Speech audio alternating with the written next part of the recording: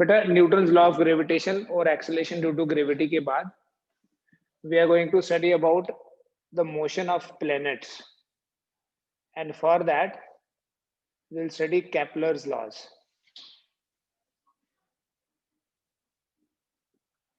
Kepler's laws of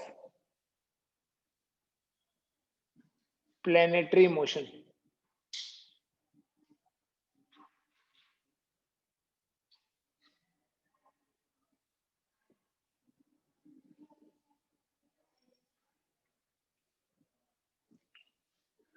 planets के motion में है बेटा, मोशन के बारे में 3 लॉज हैं basically.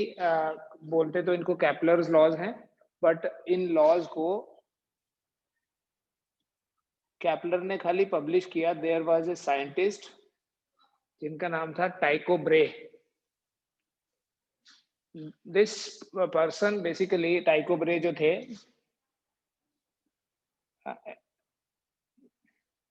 he was very interested in astronomical motion of these astronomical objects like planets and other satellites.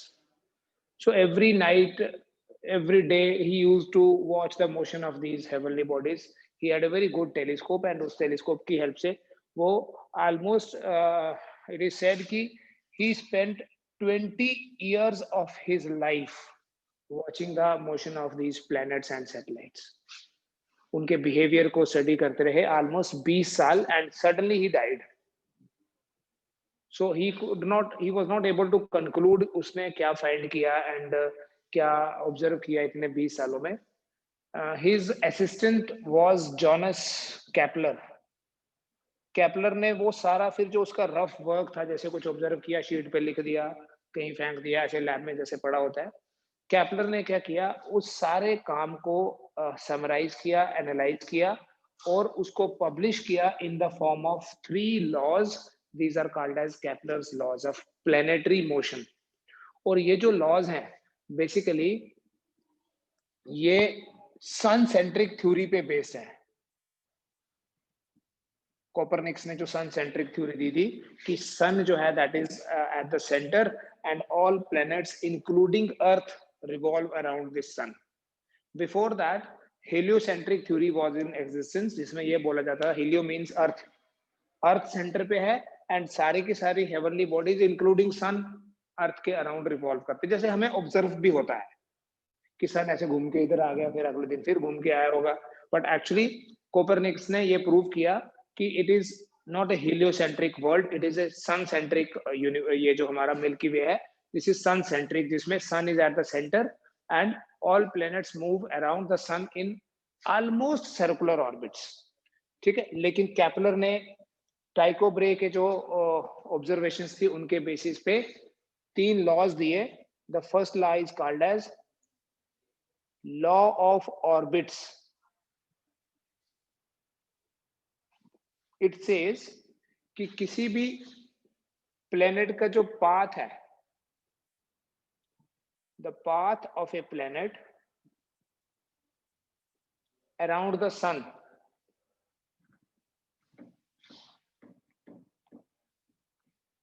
path of a planet around the sun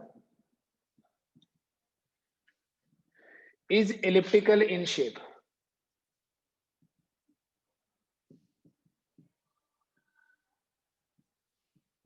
मतलब जो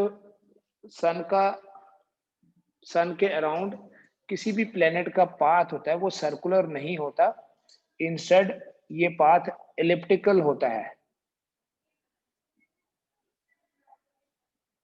और बेटा इस एलिप्टिकल पाथ में प्लेनेट का जो डिस्टेंस है सन से फिक्स नहीं होता है। Sometimes the planet is very far away and sometimes the planet is very close to the sun. The distance of the planet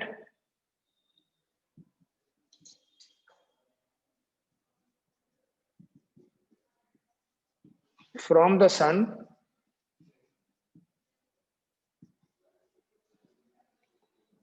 keeps on changing. Planet का distance सन से जो है वो चेंज होता रहता है। Sometimes the sun is near, very close, and sometimes it is very far away. बेटा ellipse क्या होता है? जैसे जैसे sphere is 3 dimensional, circle is 2 dimensional, Oval is 3D and ellipse is 2D. Oval हो गया जैसे एग का शेप होता है, ठीक है, दैट इज 3 डायमेंशनल स्फीयर की तरह. ये ऐसा जो शेप है, सर्कल बनाने में सर्कल भी ऐसे बनाते हैं, स्फीयर भी ऐसे ही बनाएंगे, but we know sphere 3 dimensional है. तो इस शेप को, जो ओवल शेप का 2 डायमेंशनल व्यू है, दैट इज एलिप्टिकल शेप. ठीक है, ये पहला लॉ है बेटा. अब अगर थोड़ा सा हम एलिप्स के बारे में पढ़ें, ये एलिप्स होता है, इस तरह की फिगर को एलिप्स बोलते हैं. इसमें ये है centre of the ellipse.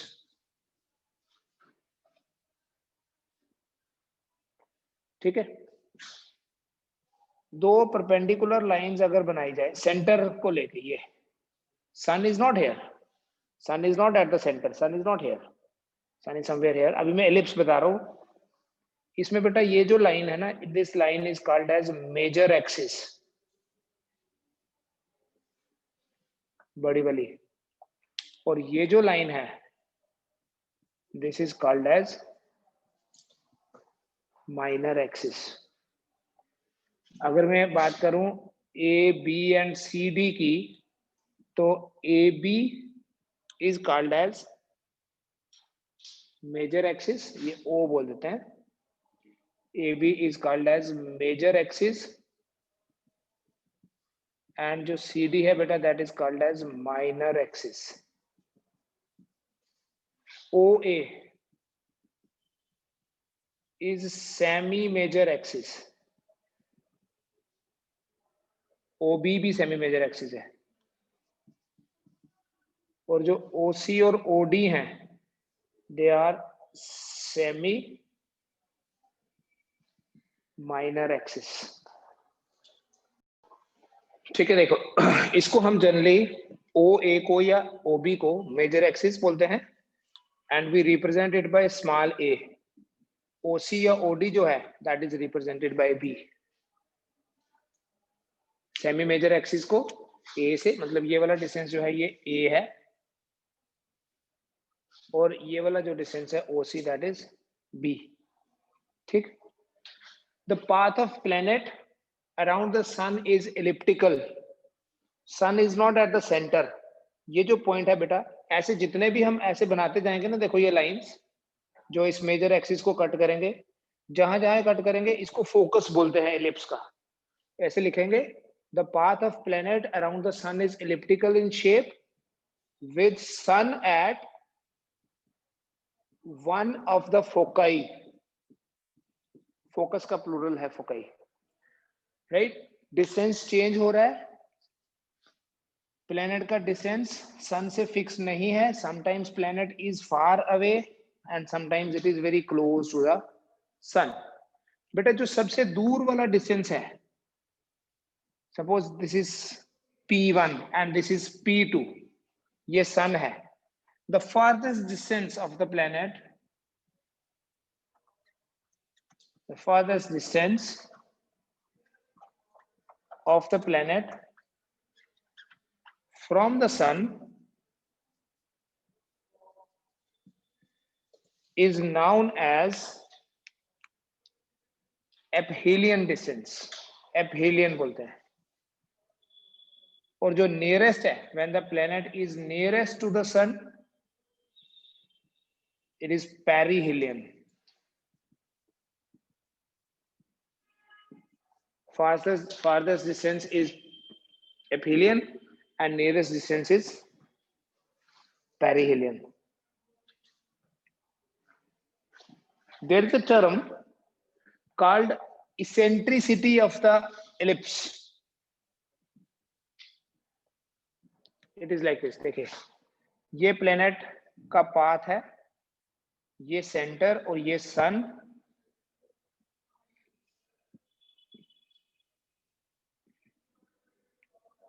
S और ये सपोज प्लेनेट है.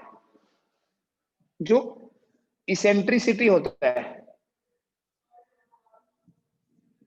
ई से रिप्रेजेंट करते हैं, it is equal to S O divided by O A लिख दूंगा जैसे पहले लिखा था, A S divided by A O which is equal to A S by A. Eccentricity क्या हो गई? इसेंट्रिसिटी वो प्रॉपर्टी है जिससे ये पता चलेगा, देखो शेप ये भी एलिप्टिकल है और ये भी एलिप्टिकल है, more curved and less curve, this is less curve, this is more, इसी को थोड़ा सा और प्रेस कर दो ऐसे, it will become more eccentric. ठीक है, इसेंट्रिसिटी ऑफ द प्लेनेट और eccentricity of the orbit is the ratio of this distance, A S नहीं S O, O S sorry, O S by O A ऐसे लिख दो, ओ S by O ए, मतलब जो ellipse का सेंटर है यहां से लेके सन तक distance divided by semi major axis, so that is O S by A. Therefore ये जो डिस्टेंस बेटा ओ एस या एस ओ जिसको बोलते हैं, this is equal to E into A, ये वाला डिस्टेंस है ए और ये डिस्टेंस है E into A. Eccentricity is OS by OA, so it is OS is EA, यहीं से आ गया, तो इसको मैं EA लिख देता हूं और इसको SA लिख देता हूं। हाँ OS, आपका आवाज नहीं आ रहा बेटा, तो हाँ मैं बताऊंगा ना, मैं बताऊंगा, डोंट वरी। OS नहीं होगा, SA होगा, वो तो SA नहीं है ना यहाँ पे कहीं भी। पेरिहेलियन डिस्टेंस में बताता हूँ क्या है। जो पेरिहेलियन डिस्टेंस है ना, perihelion distance is equal to SA.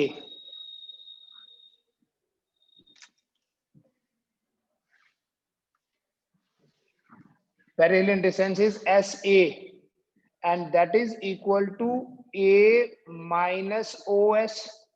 So A minus EA, A common 1 minus E. ऐसे ही आप एपिहेलियन डिस्टेंस बताओ कितना होगा?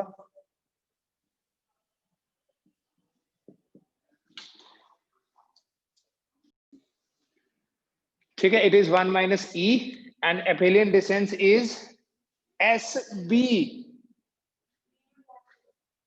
SB is SO plus OB. SO is EA plus A.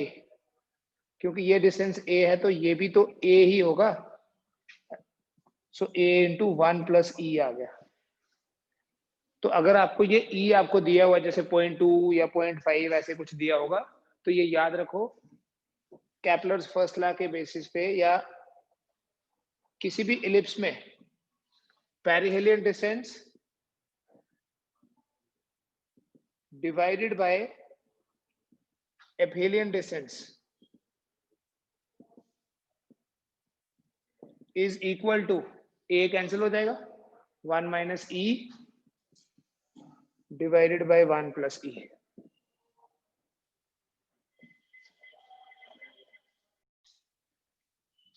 Second है बेटा हमारे पास law of area. It says कि जो एरियल वेलोसिटी है प्लेनेट की, the aerial velocity of a planet around the सन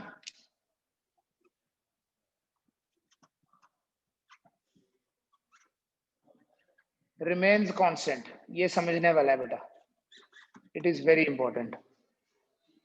इसका मतलब क्या है, देखो मैं इन अदर वर्ड्स लिखूंगा, the radius vector drawn from the sun to the planet sweeps out equal areas in equal intervals of time. This is important, मैं समझाऊंगा, अभी आप लिख लीजिए। the radius vector drawn from the sun to the planet sweeps out equal areas in equal time intervals. Means कि अगर आपके पास ये ऑर्बिट है किसी प्लेनेट का, अगर हम सन से, ये सन है, प्लेनेट की पोजीशन तक एक वेक्टर बना लेते हैं, इसे बोलेंगे radius vector, drawn from the sun to the planet. Let us say this is position P1 of the planet. Let's suppose कि after 1 month the planet reaches here at P2. तो अब यहां से मैं ड्रॉ करूंगा रेडियस वेक्टर। तो बेटा कितना एरिया स्वीप किया इस रेडियस ने? This is the area swept by the planet, by the radius vector. This radius goes like this, यहां से यहां आ गया। कितनी देर में मैंने कंसीडर किया इसको? I considered this time to be 1 month. Then after few months planet is here. Suppose P3 पे पहुंचा और फिर 1 महीने बाद यहां पहुंचा, same time. तो again we draw radius vector from sun to the planet, और अब इस बार ये वाला एरिया बनेगा। So Kepler's second law, which is also called as the law of area, it says that the radius vector drawn from the sun to the planet sweeps out equal areas in equal intervals of time. Therefore, area of SP1 P2 is equal to area of SP3 P4.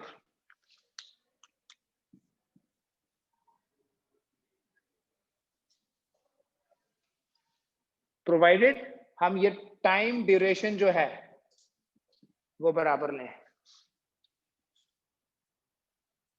Radius vector drawn from the sun to the planet sweeps out equal areas in equal time intervals.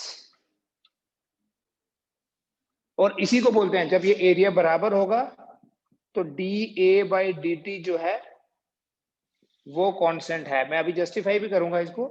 इसका मतलब क्या हुआ? dA/dt is constant. जैसे हम बोलते हैं dx/dt, that is rate of change of displacement, उसको बोलते हैं velocity.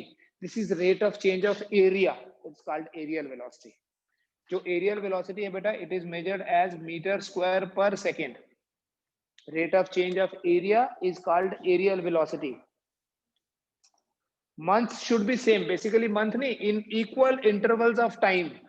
So time interval should be same. If we have considered 1 month here, we should consider 1 month here also. So time should be same. 1 month तो सिर्फ एक example है. The radius vector drawn from the sun to the planet sweeps out equal areas in equal time intervals. It's like this, and that is the same thing which we say in a shorter notation कि planet की aerial velocity जो है वो constant रहती है। क्यों constant रहती है वो तो प्रूव करेंगे, बट अभी ये खाली स्टेटमेंट है। ठीक है, अब इस स्टेटमेंट से कंक्लूजन क्या निकला? एरियल वेलोसिटी नहीं समझ में आ रहा है। सपोज कैसे एरियल वेलोसिटी बराबर हो गई, या ये एरियाज कैसे बराबर हुए? यहां तो ये एरिया डिफरेंट दिख रहे हैं, ये वाला एरिया तो बड़ा दिख रहा है, ये छोटा दिख रहा है, तो ये एरिया बराबर कैसे हो गए? बेटा ये जो लॉ है, this law is based on law of conservation of angular momentum.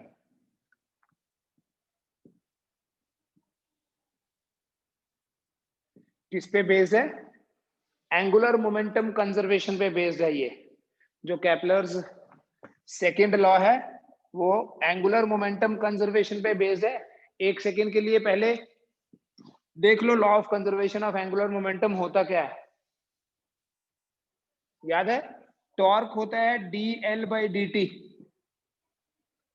If torque equals to 0, then dl by dt equal to 0, which means that L is constant. पढ़ा? In the absence of an external torque, the angular momentum remains constant.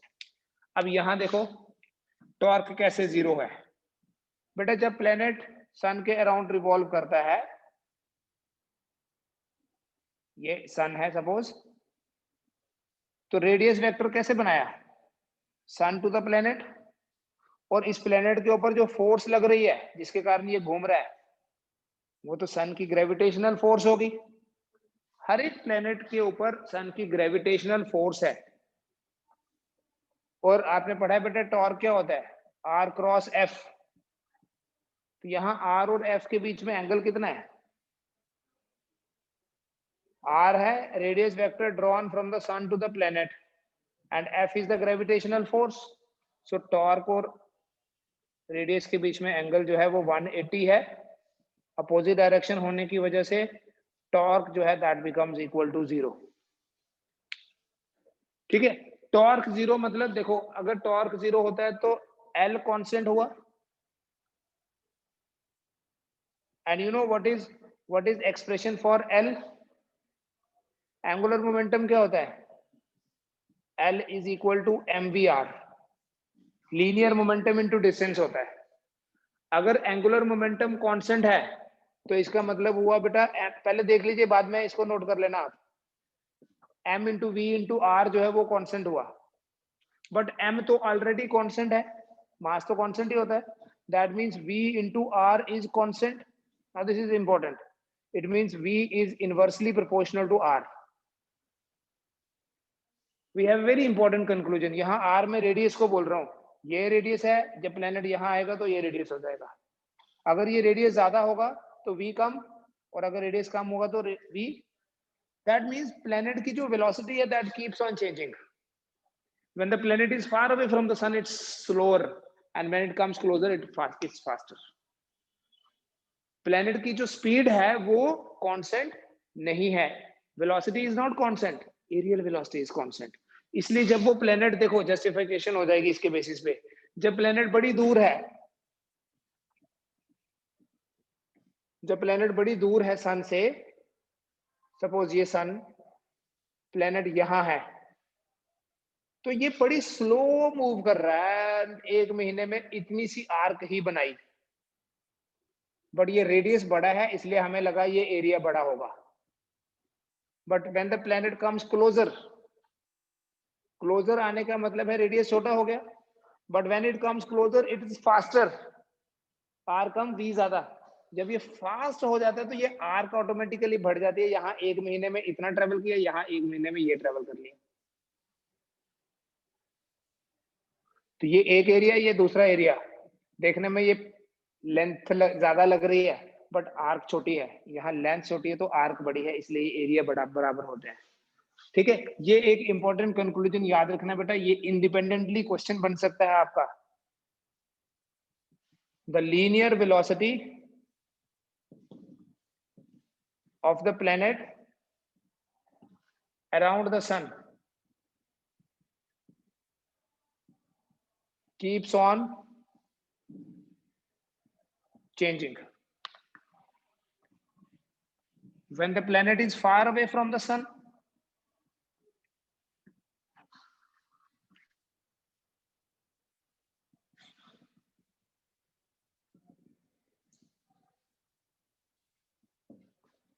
it is slower.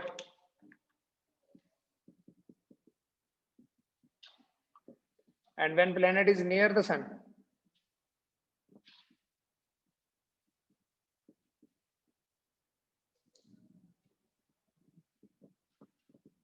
it is faster. ठीक है, this is an important conclusion, but this is not the proof of second law. Proof नहीं किया हमने सिर्फ उसको justify किया, सिर्फ उस statement को समझा है अभी।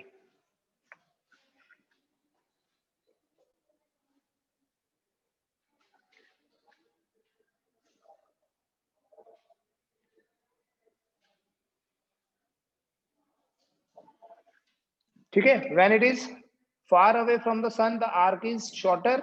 When it is closer, the arc becomes bigger. So radius big, arc small. and when radius is small the arc becomes bigger and that is why. अच्छा somebody can ask कि ये एरिया बराबर कैसे हुआ, पूरा जस्टिफिकेशन दे दिया। Area इसलिए बराबर है क्योंकि एंगुलर मोमेंटम कांस्टेंट है। एंगुलर मोमेंटम क्यों कांस्टेंट है? क्योंकि टॉर्क जीरो है, और जब जब एंगुलर मोमेंटम कांस्टेंट होता है तब तब वेलोसिटी और रेडियस का जो प्रोडक्ट है, एंगुलर मोमेंटम मतलब mvr, तो जब वेलोसिटी और m तो कांस्टेंट ही है, जब वेलोसिटी और रेडियस का जो प्रोडक्ट है वो प्रोडक्ट कांस्टेंट है तो v inversely proportional to r। इसलिए प्लेनेट की लीनियर वेलोसिटी कभी कांस्टेंट नहीं होती, and that is why the aerial velocity becomes constant. That is why the area becomes constant, क्योंकि यहां स्लो और यहां फास्ट हो गया वो।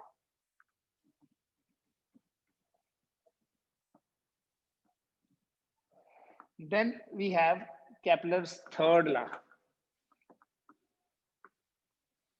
ठीक है, we'll study all three statements today.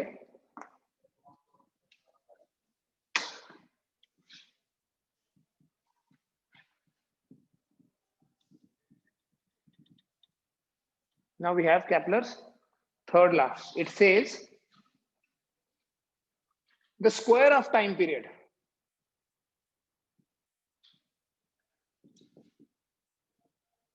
of a planet around the sun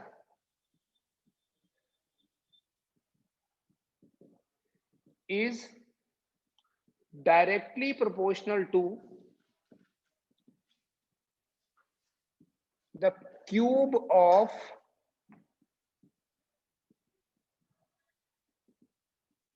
semi major axis। Time period का स्क्वायर डायरेक्टली प्रोपोर्शनल है to the cube of semi major axis.